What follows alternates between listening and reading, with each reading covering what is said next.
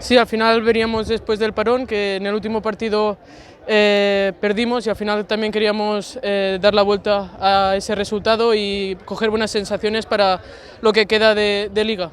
Sí, al final siempre nos dice que disfrutemos y que si disfrutamos pues las cosas van a salir, porque entrenando se ve que estamos bien, que tenemos confianza con el balón y entonces se ve reflejado en el partido. Sí, bueno, siempre que se pueda ayudar al equipo con goles, pues bienvenido sea.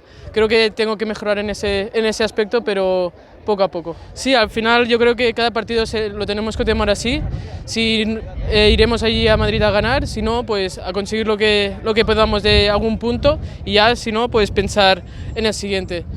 Tenemos que encarar todos los partidos como si fueran una final hasta el final de liga. Sí, la verdad que sí, que con ganas de que se cumpla, pero tenemos que ir a un pasito a pasito y no venirnos arriba y trabajar como estamos haciendo cada día para conseguir el sueño que tenemos.